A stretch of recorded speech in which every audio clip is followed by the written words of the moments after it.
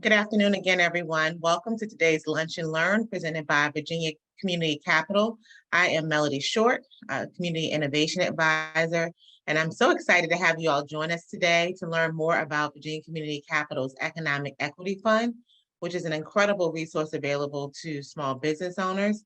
Before we continue, just a few housekeeping rules. We are recording this webinar and we'll send the link out to all that registered next week. In addition, if you have any questions, we ask that you submit them via the Q&A feature at the bottom of your screen, and versus submitting them via the chat, just so that we can manage the questions better. And without further ado, I'd like to introduce to you our featured speaker today, Chandra Hurst, the Economic Equity Small Business Loan Officer. She will share details with you on the Economic Equity Loan Fund, eligibility requirements, and more. Floor is yours, Chandra. Well, thank you, Melody, and good afternoon, everyone, and thank you for joining. As Melody mentioned, I'm Chandra Hurst. I'm a Economic Equity Small Business Loan Officer at VCC. Been in the industry and lending for over 30 years, I think. I started my career at Jefferson National, for those old timers on the phone who know about Jefferson National, and dating myself, which is now Wells Fargo. So I'm just so happy to be with VCC, and the mission and the goals and our objectives and what we do. It's in my DNA. So I just love it. So Jake, we can go to the next slide, and just wanted to share about VCC. A lot of you guys may not be familiar with Virginia Community Capital, but just to share our mission and our values. So our mission is to support housing, community development ventures, increase jobs, and build sustainable communities by offering flexible financial products and advisory service. And I'm going to speak to those services as we go further into the content of the slide. And then our vision is to be your first choice for innovative capital and collaborative leadership, promoting vibrant and local communities, enhancing the quality of life. We can move to the next slide. And as I mentioned, VCC offers a myriad of products and services just for you guys on this call. And I know we're going to fall into the lending category, so I'm going to put that last and start from left to right. So investing is one of our areas that we provide as far as services are concerned with regards to deposits, grants, stocks, program-related investments. And we see a lot of that in our Locus team and what we do from a Locus perspective. And as far as the advisory service, we're doing some of that today by offering collaborative leadership, business development, and technical assistance. And technical assistance has been huge for us throughout the pandemic. And we partner with industry experts like Small Business Development Center, the Capital Region in particular here in the Virginia market, and the Richmond market, I should say. And we've been able to offer countless hours of technical assistance, which is critical for those individuals who are looking to actually borrow money. And I'll speak to that to show you kind of the numbers behind that statistic there. And then lastly, the lending piece. We focus on real estate financing opportunities, affordable housing, and of course, I play in the small business arena, healthy food, and clean energy. We can go to the next slide. So as far as VCC's impact since inception in 2016, we have produced 1.9 billion in total impact. And what does that look like in the form of lending? So that's roughly 1,450 loans totaling to over 8 million in originations. That equates to about 1,200 projects financed. And of course, those projects are usually to small business owners like you on the phone who have employees. So that allowed us to retain a little under 14,000 jobs and employees that you have. And again, I spoke to technical assistance. If you can see that big number right there, almost 33,000 hours in technical assistance, which means that we have been providing assistance to small business owners who need access to business plan writing. How do they work on, balance sheets and income statements, all of those things, all of those reports and schedules and documentation that you're going to need to come see me and other financial institutions when you're looking for capital and financing. So we're going to go to the next slide. Now that we've kind of talked about VCC and our impact, what you want to know about is the Economic Equity Loan Fund. So this fund was established in 2020, right at the response to the pandemic. And the goal of the Economic Equity Loan Fund is to provide equitable access to small business and capital that, at reasonable terms that would not otherwise be available to demographics and that were excluded from the community. So we're providing low cost financing to BIPOC and women-owned businesses. And I don't know if you guys are familiar with the term BIPOC, but that's Black, Indigenous, and people of color, because we all know that they've been disproportionately affected by COVID, but historically been disproportionately not given opportunities to access the capital. So of course, the pandemic has done a lot of things, and one that ripped the Band-Aid off to make this situation more visible to mainstream, right? So BCC took the lead in establishing the fund. Eligibility for this fund is you have to be a BIPOC, women-owned, and that's pretty much the criteria as far as the individual is concerned. But as far as eligibility, what the loan funds can be used for, so we're looking at business acquisition, debt refinance, equipment finance, owner-occupied real estate, not investment real estate, but owner-occupied real estate, working capital lines of credit. And those are some of the loan purposes that we are looking towards in this particular fund. But pretty much all things small business. If you're looking to you're looking for a line of credit to increase to hire new employees, or if you're looking to expand, we can look at any loan opportunities for individuals that fall into the BIPOC and women-owned categories. And eligibility as far as a borrower, we want you in the state of Virginia. However, we are expanding to maybe a neighboring state. So for instance, if you have your business based in Virginia, but are looking to expand in North Carolina or something like that, we can certainly look at those opportunities as well. Did want to say how our Economic Equity Fund differentiates from traditional banks and what we've done to make sure that we can have capital available to all, right? So there are mainly three major categories where this Economic Equity Loan Fund is make capital more available to BIPOC and women-owned businesses. One of which is from a capital injection standpoint. And say, for instance, in most situations, if you're borrowing $100,000, right, for a building, you will have to inject money into that deal, roughly 20%. So what we've done with the Economic Equity Loan Fund, because we know this demographic they don't typically have the capital injection to make the deal happen, right? So what we've done, we've established loan loss reserve. And that's money set aside in the event that we have borrowers who do not have the capital to inject into the project. So again, $100,000 loan for real estate investing, you'll need to put $20,000 into the deal. So BCC says, okay, we can put about $10,000 of loan loss reserve into deal, $15,000 in a loan loss reserve deal. So that means that you as the borrower only have to come up with $5,000 if we put 15 in, because you have to put 20% down, or 10,000 in.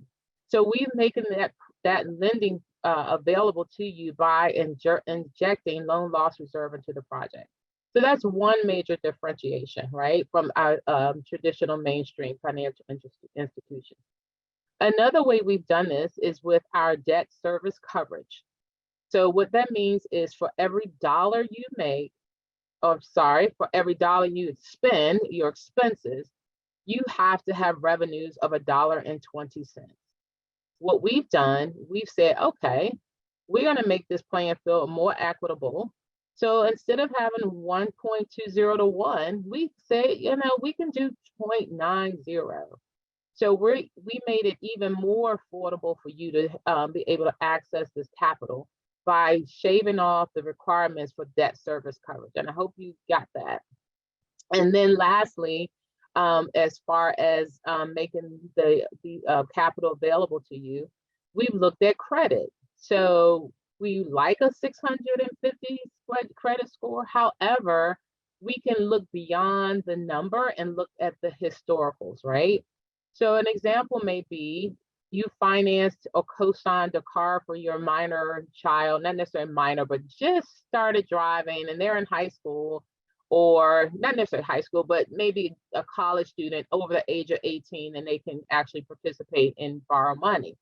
So maybe you co-signed for a car for your child, right? And they have not managed the payments. And of course, as a co-signer, it dings your credit. So in that particular case, your credit took a hit because of that particular incident. So that's an isolated incident that we can take a look at. Also, medical information, medical judgments and things of that nature, we can kind of overlook that. And if we look at below 650 credit score, we want to make sure there were no incidents within that 12-month period. I want to really speak to that because credit, there's this perception that we look at business credit and not personal. We look at both because you as a guarantor will be responsible for co-sign, not necessarily co-signing, but we're looking at you to guarantee the loan. So we want skin in the game from you, not only from equity, but also from a guarantor perspective. So in a nutshell, that's the Economic Equity Loan Fund, but I wanted to give you some differentiations in how we've made ourselves more accessible for borrowers that fall into that category. And let's go to the next slide. So now that you know about the program, what documentation do you need to bring to the table for us to consider a loan? First of all, we want 3 years business and personal tax returns, right? So this gives us a look back on how the business has performed. And if you're a new business, we can look at new businesses. However, situations we would like to see if you're a new business, do you have industry expertise? For instance, if I want to go start Chandra Hurst Financial Services, right? I've been in the industry for 30 years, so I can say, hey, I've been in the industry for 30 years, so I have some industry expertise. And I may still work for VCC while doing this other thing. So, okay, I still have secondary source of income out there. So all of those things are helpful when looking at startups. Most recent interim financial statements. So we're looking at your balance sheets, your profit and loss, and your accounts receivable and payables. All of this documentation gives us an idea of, are you going to be able to repay the loan? So often a lot of people ask, well, can't you lend me this money? I have this building that's worth $250,000. Yes, collateral is great, but at the end of the day, the loan repayment is based on the profitability of the business. So that's why these documents are necessary when it comes to determining the financial viability of a company and do they have the cash flow to pay back the loan. So a lot of people say, oh my gosh, you're asking for everything but the kitchen sink. But this is the rationale behind why we ask for these documents, to make sure that your business is profitable so you can pay back the loan.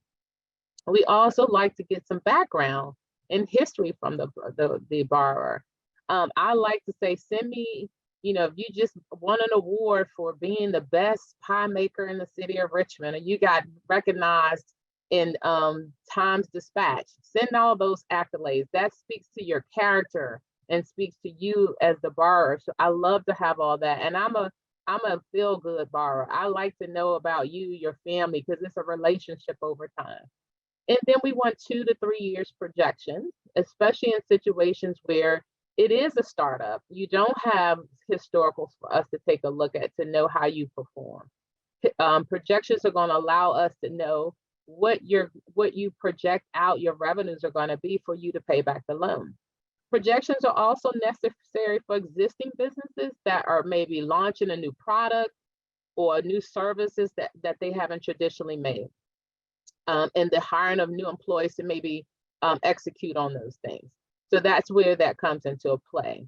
And that's, again, business plan for new businesses, but also business plans for existing business, like I mentioned before with regards to projections that are looking to expand or add an additional product line. Personal financial statement. Yes, we need that. That's several pages. And you probably say, why would they need all this information on me? Well, again, you are the guarantor. If the business dissolves, we're still going to be looking for you to make payment. When you sign on that promissory note, a dotted line, you are agreeing to make payment regardless of the performance of the business. So if the business doesn't perform, we're going to come to you as the borrower, as the guarantor, to repay the loan.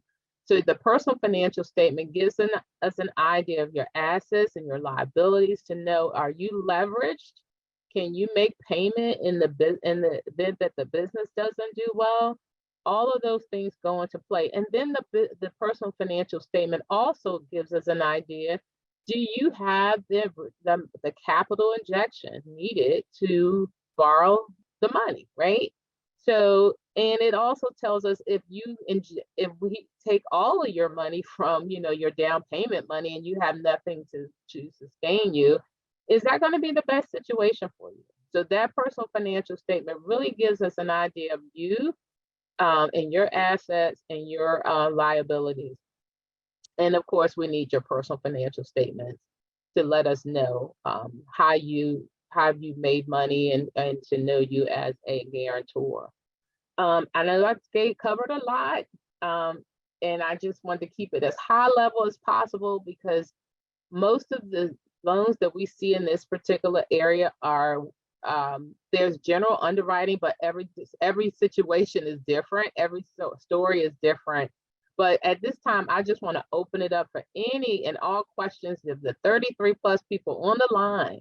This is your opportunity to ask me some in-depth questions regarding the Economic Equity Loan Fund or any particular questions that you may have. And then we'll wrap it up and I'll have my contact information for you guys. So any questions at this time? Well, I do have some questions and I want to say thank you, that have been entered into the chat. Chandra, as always, thank you for sharing. This is such an incredible resource that we really want more of our business owners to take advantage of. The first question is, what defines 18 months of operation? We bought a restaurant July 2021, but formed the LLC well before the date. Okay, so 18 months is just that, 18 months in business. So that you actually had doors open and clients coming in, revenues and expenses taking place. However, if you have been in the industry or have had a prior restaurant, we will take that into account. So you will be in that startup phase. But again, as I shared before, you have industry expertise, you know the business. So all of those things will help in that particular scenario for us to really understand, do you know your business and the character of your business as we look at the opportunity for you. Thank you, Chandra. It was actually just one question. Okay. So again, as Chandra shared, we do open the floor up. Here's another question. Okay. What type of equipment can the loan be used for? Can it be used to purchase a truck, like a dump truck, for instance? Absolutely. Yes. So for the most part, equipment could be from rolling to any equipment that you need to run your business. I do need to put a disclaimer. We do not operate in a CBD place yet. We don't have any financing for those type of businesses. But for the most part, any type of equipment that you need to run your business, that includes trucks, dump trucks, rolling equipment, we will finance those projects. And I should also add that I'm also including Chandra's email address in the chat. So please feel free to make note of that but we do encourage you to ask questions now while you have her live. The next question that we have is, we have a warehouse business. We currently lease, but to buy would be a $1 million plus over $1 million purchase or a $200,000 down payment. Is this outside the scope of your loan loss reserve? No. The Economic Equity Loan Fund, our minimum loan size is $50,000 and our maximum is $1 million. However, that does not mean that you cannot take advantage of lending at VCC. You just will not have an opportunity to use the benefits of the Economic Equity Loan Fund. But keep in mind, there is cash injection that you have to put in the deal. So you may fall under that $1 million requirement with the capital injection. But yes, we can certainly do that. And you, Jake, you can put my screen with my contact information on, so that'll be up if they need it. Any other questions? You got me? Do we have any other questions? Anything? Yeah, you have so any other questions as it relates specifically to your industry, to your business type? Any questions around the terms that were shared, or any questions around something that may not have been shared? Do not be shy. We welcome you to ask your questions. Yeah, and another thing that I wanted to add that I see a lot of is make sure that whomever you have, your CPA or whomever you have that's managing your taxes and your tax returns, please, please, please make sure that they're not trying to mitigate tax obligations by showing that you have not made any revenue for your business. Of course, that is not an opportunity for you as you're looking at lending. Of course, we can add back your depreciation, your taxes, and your interest when we're looking at your profitability and revenues for the business, but it does not help you when we're looking at the profitability of your business. At the end of the day, the most important thing that we look at, one of the most important things that we look at is, can your business support the loan? Do you have revenue, cash flow to support the payment of the loan? So that's where it's going to be critical, and that your taxes are maintained properly and you show true revenue for your business. So please, please, please make sure you do that. It's a big one, Chandra, because particularly around small business owners, it's like, am I frozen? You're not anymore. Good now. Okay. So with small business owners, oftentimes we want to write off everything. And so it's just kind of treated like, if you were in the market to purchase a home, you want to be able to report out, your revenue, so that you can, the more revenue that you're reporting out, the higher, it looks better for you. And it's just, one of the things that you have to sacrifice. Andrew used the better language, but we have this conversation. I have this conversation with small businesses all the time. I have a couple more questions. Am I going out, Chandra? You're good. Okay. The next question: what is the timeline for this loan fund? When do applications close? There's no timeline. As long as we're out there finding donors to lend us money, my goal as a lender is to make sure that it is no money left in this fund when it's all said and done. But we are constantly working with our development team at VCC to market this product, to put the word out there that there is a need. Of course, COVID was the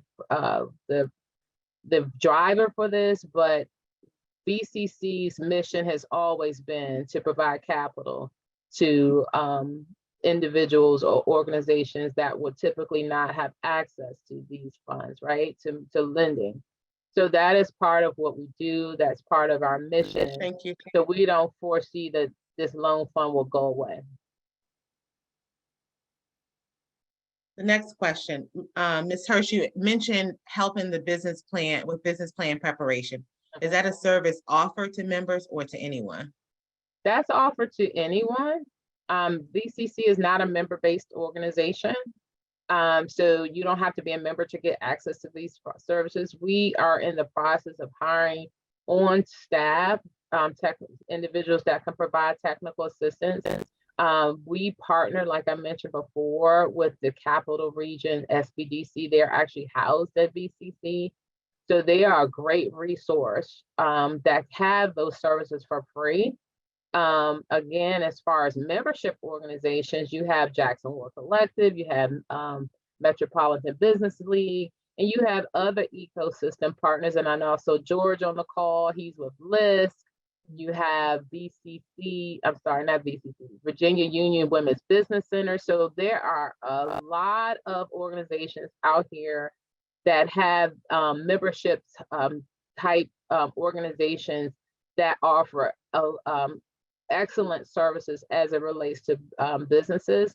You also have the advantage of working with other businesses that have been in business for 20 plus years. So you have industry experts when you partner with those organizations that can help you along the way.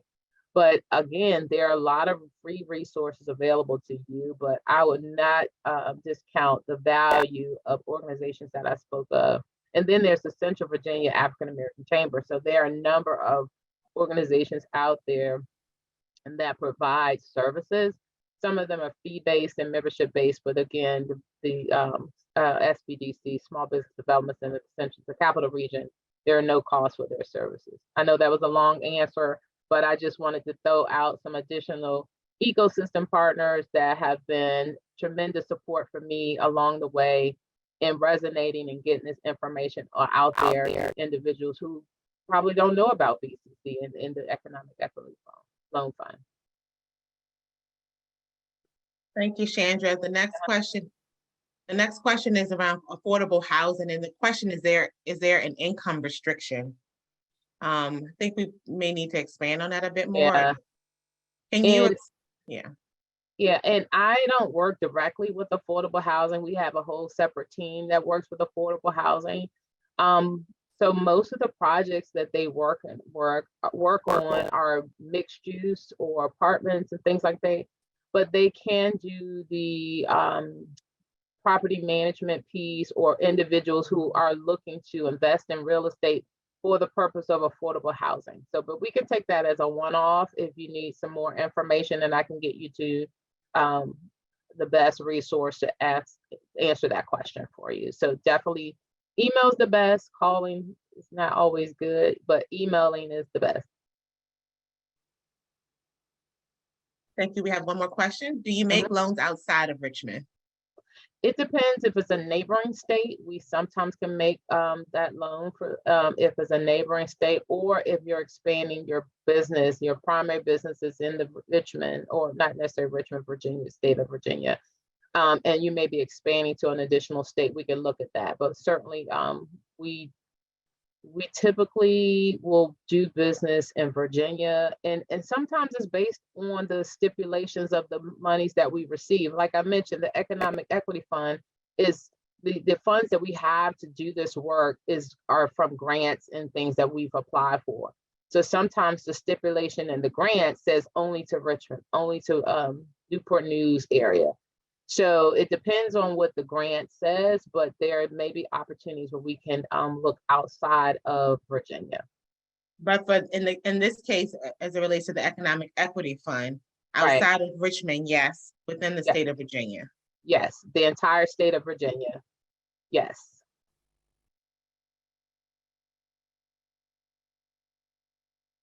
Any other questions?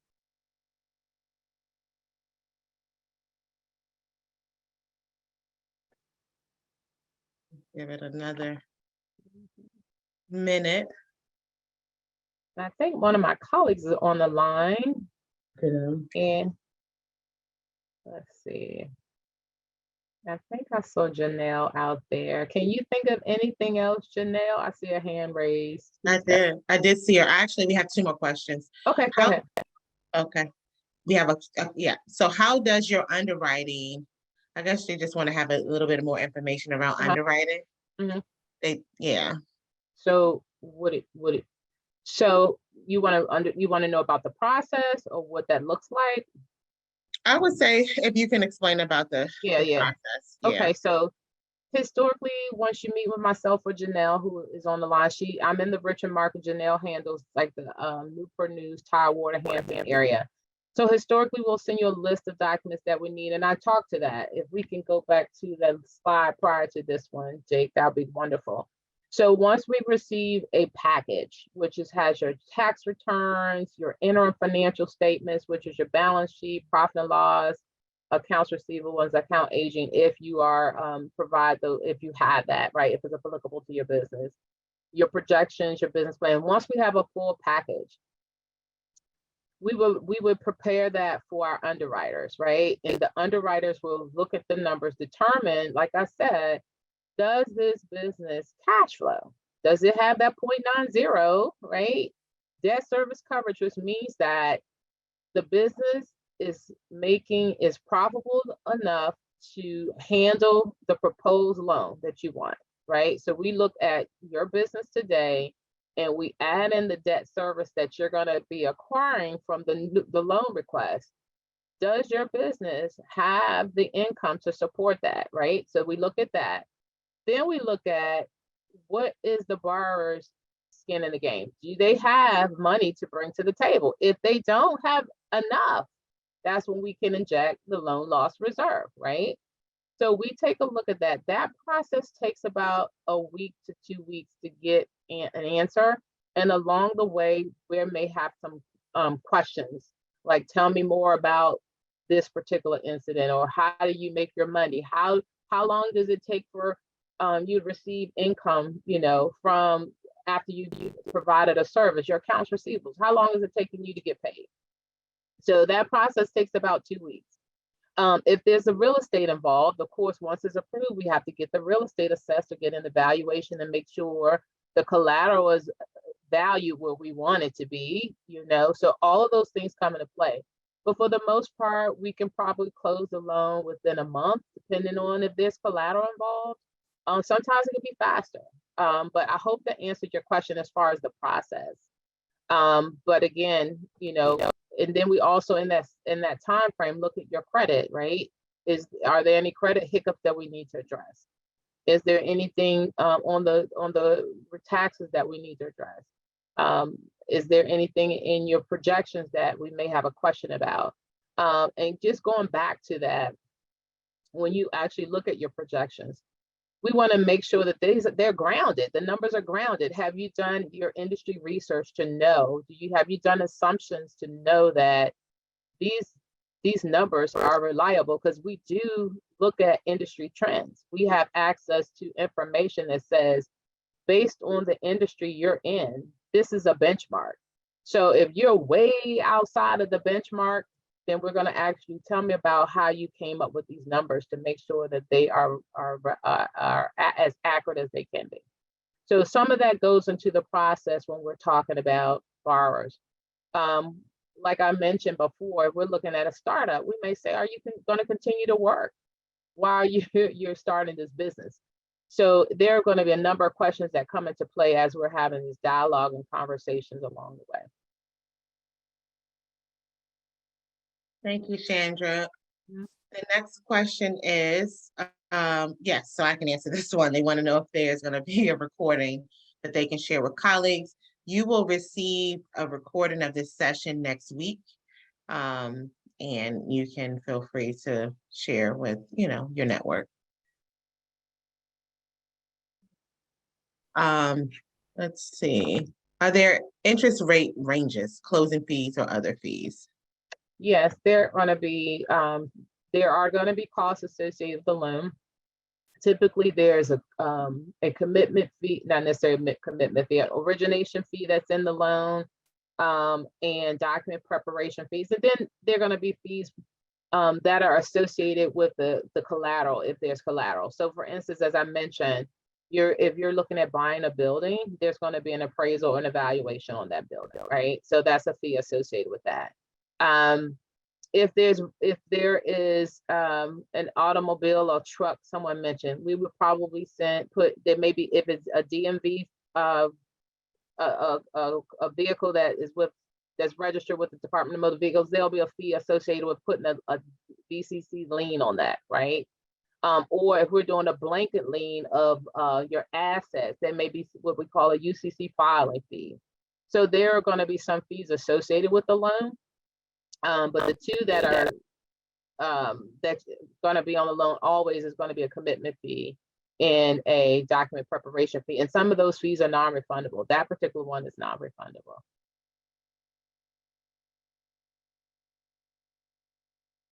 I am looking.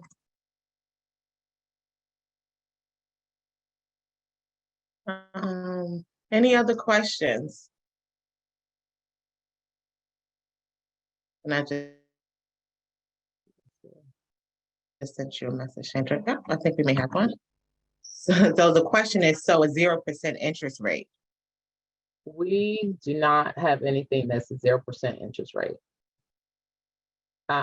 There are some partners out there that may have something coming up pretty soon, so keep your eyes and ears open.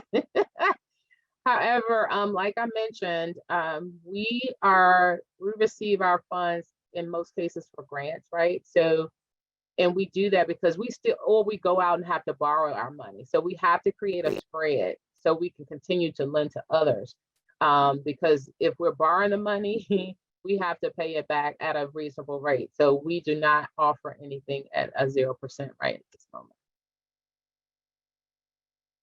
Okay, another question.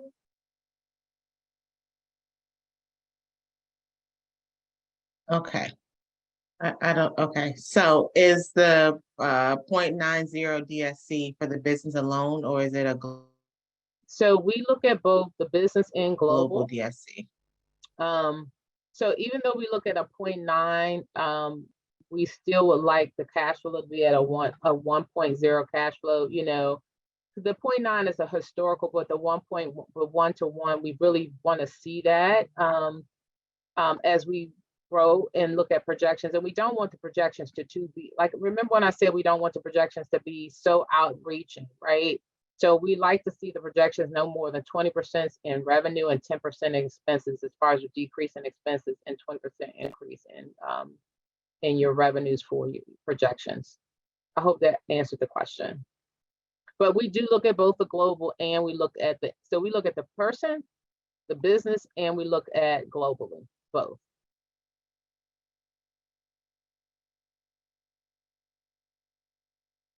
Any other questions?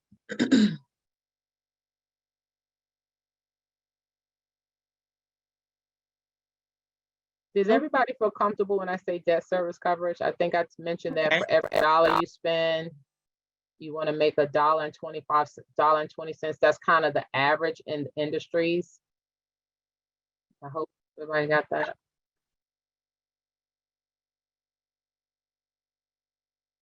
All right, one more. Oh, I'm sorry, Chandra. No, I'm fine. Okay. Any other questions? I know we got some more time, you know, don't be shy. And like Melanie said, it doesn't have to be specific to economic equity. It could be anything in that borrowing or banking perspective that you're interested in. And I purposely left this open so we can have extra dialogue, because I know a lot of the questions are not specific to economic equity. And I would love for you guys to amplify this in your network, because a lot of people are not familiar with VCC and the opportunities that we have. So would love for you to continue to promote the information. We have a we have a question. I don't understand how to calculate debt coverage. Okay. Are there online calculators I can use? You know, I don't know if there are any online calculators out there, but it's pretty much so what we look at, we look at your revenue, right? The things that we can add back are your depreciation, your interest, your taxes. And if, say for instance, you're renting, but you're going to purchase, we can add that back, and we can talk offline about that. But basically, we're looking at your revenues minus your expenses. It's almost like a debt to income ratio when you're on the consumer side, right? So we look at can you afford the payment? So we're saying a 1-to-1 means that your expenses and your revenues are equal. So you, in essence, you can cover that payment. So for instance, if we're looking at your income after, or your revenues after your expenses and all are paid, in your bottom line 21, 22, I think 21 or 22 on your tax return. If that says $20,000, right?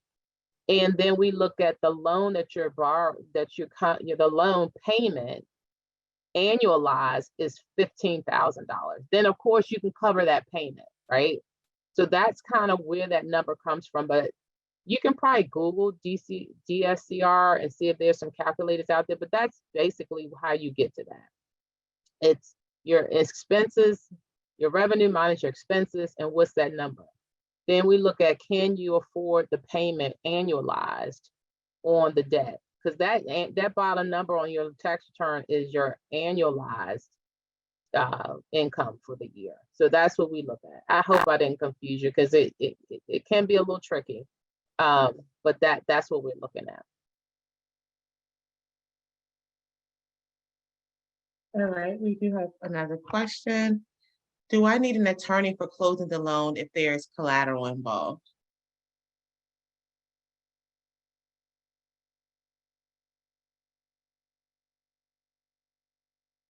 I say that again, I apologize. Do I need an attorney for You broke up again. closing the loan if collateral is involved?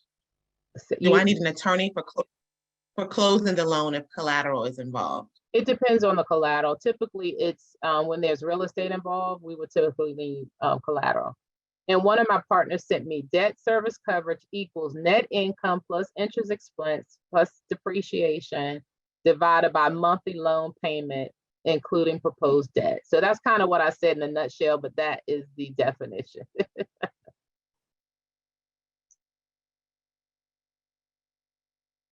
And I'm adding it to the chat. Thank you.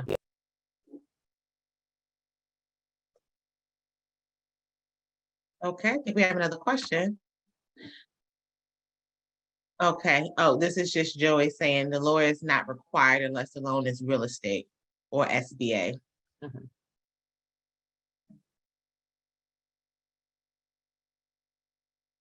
Great question. Mhm.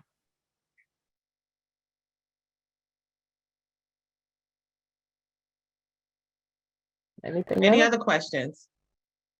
And don't forget to jot down Chandra's contact information so that we're hopeful that your interests are piqued and you want to take a deeper dive into this economic equity loan fund opportunity. And so you'll be able to do so by scheduling a call with Chandra so she can gather all your information and just kind of get the ball rolling.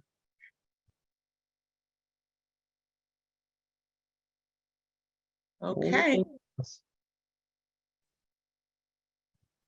Well, if there's no more questions, we're hopeful that you're leaving this lunch and learn feeling more empowered and confident to proceed with seeking loan opportunities for your business through Virginia Community Capital. We encourage you to visit us online at vacommunitycapital.org to learn more about the ways in which we support communities in Virginia. Again, Chandra's contact information is listed on the screen, and we have 2 more questions. Okay.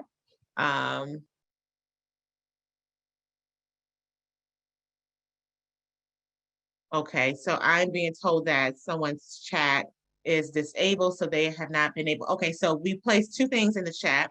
Chandra's contact information, which is on the screen, and then also debt service coverage ratio. So that breakdown, which is what Chandra quoted, net income plus interest expense plus the depreciation and monthly loan payments, including proposed debt. So that's there. I mean, and you can reach out if there's the deeper edges, you can reach out to Chandra, so she'll be able to kind of talk you through it. We do have another question. Let's see, for TA support in Hampton Roads area. Oh, I got you. So Joey's just speaking up on the resources that we use in the Tidewater area. We do work with Black Brand and the Hive. There's another question. Should we meet with the technical side prior to meeting Chandra to develop a business plan? I would say it's probably a good thing that you do that, because once you get over to me, I won't have a full package to send to my underwriters for approval, right? And you really need to know, right? You may uncover some things along that journey. Is my business plan sustainable? Are my assumptions sustainable? Am I capturing revenue and expenses properly in my business? every business owner should know those numbers, right? Every business owner should know how to have access to that information. Is that using your QuickBooks or getting an accountant? So I would highly recommend that you engage with someone at Black Brand, the Hive, SBDC, to get an understanding of your business in the way of those documents, because they're going to be critical when you seek financing, not just with VCC, but all financial institutions are going to ask for that information.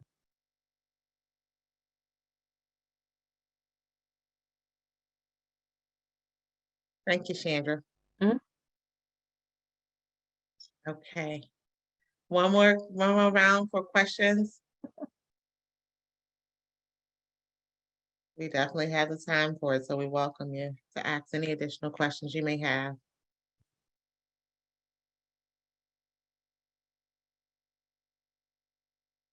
Okay, so if there are no additional questions, again, thank you so much for your time. Thank you for joining us. We welcome you to share with the small business community the date of our next virtual Lunch and Learn, where we will continue this dialogue around resources to small business owners and share information on our Fresh Food Loan Fund. This takes place Wednesday, October 19th at 12 p.m. Visit us online at vacommunitycapital.org to learn more and register. And again, happy Wednesday. Enjoy the rest of your week, and we hope to have you join us next month for the next virtual Lunch and Learn. Thank you, Chandra.